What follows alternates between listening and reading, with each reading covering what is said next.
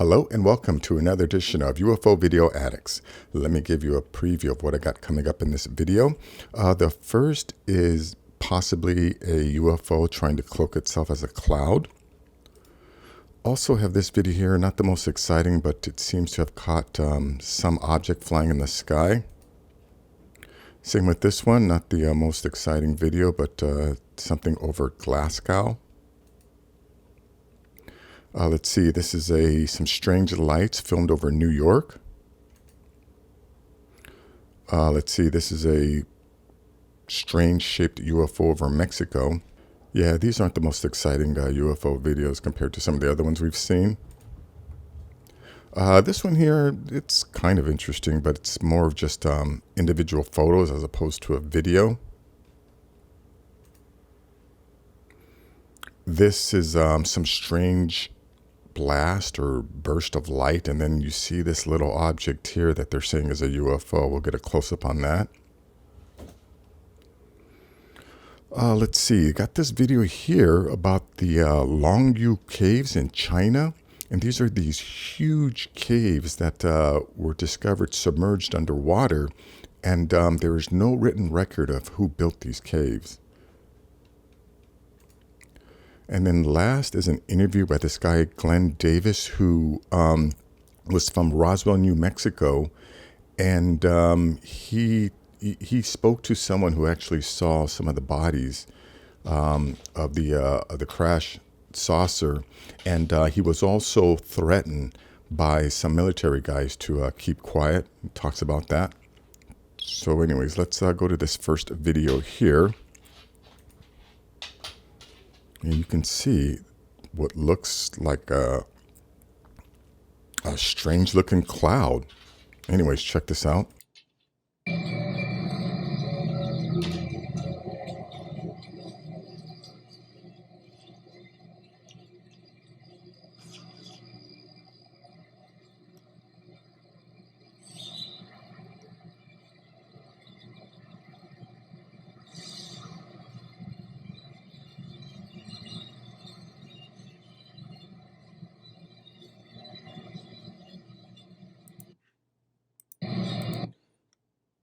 You know, I've said this before, we live on a water planet. The majority of this planet is water, and that water isn't being monitored by, the general public.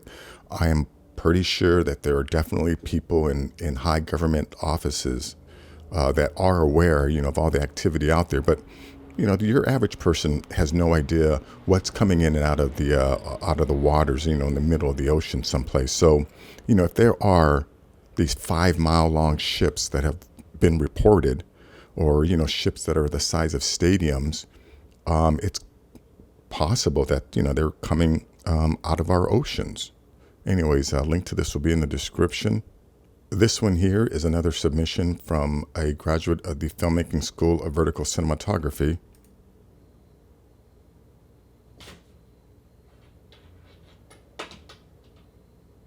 Yeah, you see this little tiny object here. Again, this is not the most exciting video, but the link will be in the description. You want to check it out.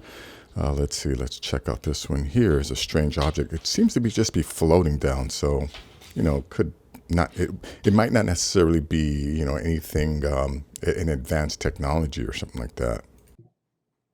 Lindsay, come here. Lindsay. Lindsay. Yeah, could you turn the focus down? I'm just trying to keep my hands just kind of adjust to see that. Yeah, this thing really doesn't do anything exciting. That's it. So let's go to the next video here.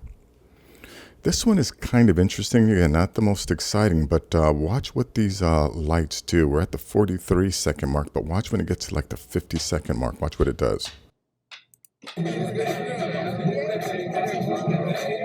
Do something. Do something. Look, it's right here. Oh, I got it. Wow, did you see that? Let me go back to the beginning, because I think in the beginning it does something strange. Yeah, you see that? And then it moves back. Yeah, this movement like that, I would tend to think that it's coming from like Klieg lights or something, but I'm not seeing any illumination coming from the ground. So I would imagine that this is something definitely happening in the clouds, but not too sure. Link will be in the description. Check it out. Let's see. This is from Mexico recently, last month.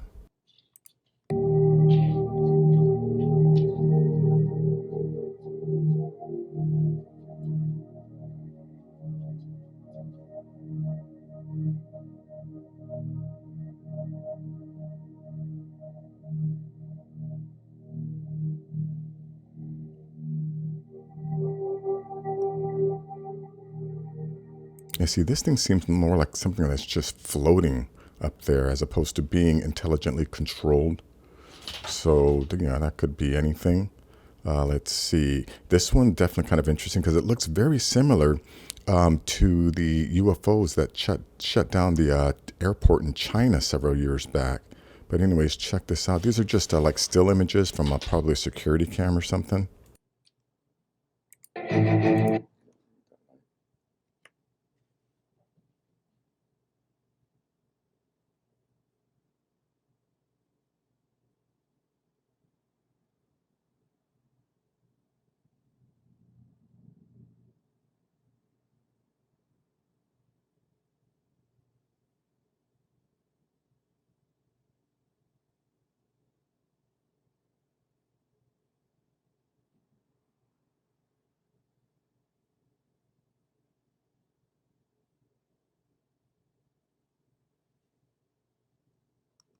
Again, and it's just going to end up repeating itself. But, based on the number of times this very similar object has been photographed or videotaped, I'm going to, come to the conclusion that they're not visiting, that they are our advanced neighbors coming from the ocean. Let's see. Again, this is not very exciting, but you're going to see something light up over here, and then this little object just move across the sky. I think I can, oh yeah, it's going to start right here.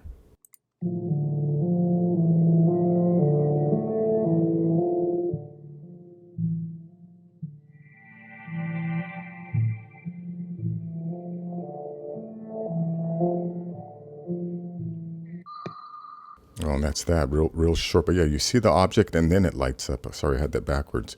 Anyways, link will be in the description.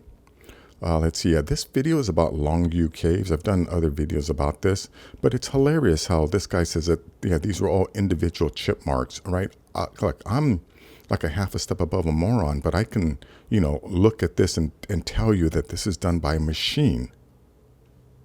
Anyways, listen to what this idiot has to say. Every single one of the caves is covered from floor to ceiling in parallel lines that have been chiseled into virtually every surface. The effect is a uniform pattern throughout the caves, which would have been required immense manpower and endless hours to create. The question is why? Was such labor-intensive work purely for decoration? Are the lines or patterns symbolic in some way? All that is currently known is that the markings are similar to those found in pottery housed in a nearby museum, which is dated between 500 and 800 BC. Look at the size of this. And then here, you see this uniform marking here. Yeah, this guy's saying that this, yeah, some individuals with tools did this, as opposed to a machine. And then look at the carving here on the walls. And yeah, this place is huge.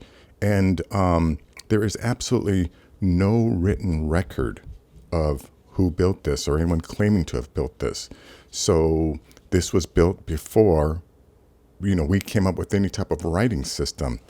And again, this goes to show that it's obvious our planet has been occupied by other advanced civilizations before us. And all of the evidence indicates that there was some type of cataclysm. In fact, there were several, not just one. In the ancient past, there is evidence that they were meteor impacts that wiped out any evidence of civilizations on the planet, especially like the the one that hit the one that hit in Greenland. Yeah, they've proven when the meteor hit the ice caps in Greenland, that it caused massive flooding across entire regions of the planet, and the amount of water that that came off of or that melted so rapidly, just completely wiped out any traces of any civilizations. Anyways, let me play a little bit more of this so you can get an idea of the size of this thing. Yet even these dark areas are decorated with thousands of parallel lines in the walls, columns, and ceiling. So how did the ancient people work in the dark? Well, yeah, that's another thing that this guy talks about. He's asking, how did the ancient people work in the dark? Because there aren't any soot marks or anything like that. Well, again, if these people were doing things in the dark, then they obviously had some type of a method to illuminate these areas, right? They weren't people, doing this stuff in complete darkness, right? We couldn't do this in complete darkness. We could do, something similar, but if we were to go into areas with no light, we have to bring our own light. So, it's not hard to assume or imagine that these people also had a way to illuminate. And where's all the machinery? And they figured out the amount of rock that had to have been excavated out of here, but there's absolutely no evidence. There's no traces of the rock that came out of here. So what happened to that? But anyways, check out the link. It will be in the description. Let's go to this last video here. This is Glenn Davis, who was a resident of Roswell, New Mexico. And but as a resident of Roswell, New Mexico, during the crash, he had an opportunity to talk to other people in the community that did see the crash or see the bodies. Anyways, check this out. That she had drawn some figures of some arms and face and so on. She told me that this is what was in those, that it was a crash. It wasn't an airplane, but they didn't know what it was at that time. Yeah, but she said we have three bodies. That there was three bodies. She said two of them were very mutilated. One looked like it might have walked out, or that it might have lived a little while.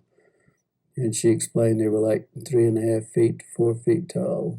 The two of the bodies were you couldn't identify much because they were practically destroyed, and it looked like maybe that they might have been a predatory animal or something might have been doing some damage on the bodies too. How did she explain her head and her hands?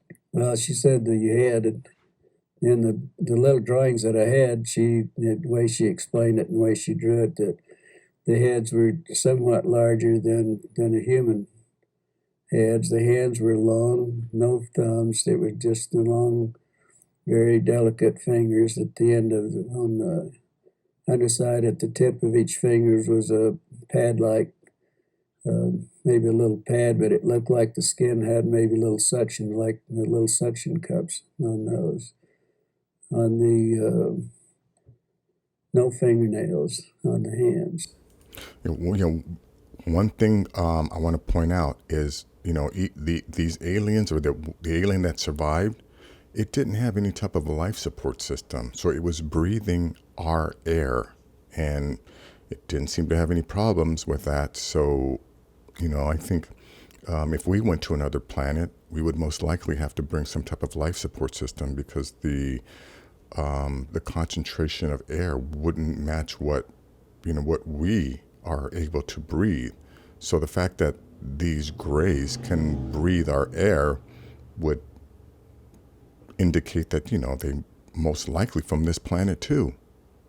But anyways, that is going to be it for this video. If you like things like this, please give this video a thumbs up. Please share this video. And if you're new to the channel, please subscribe. I'll have more things like this. Take care.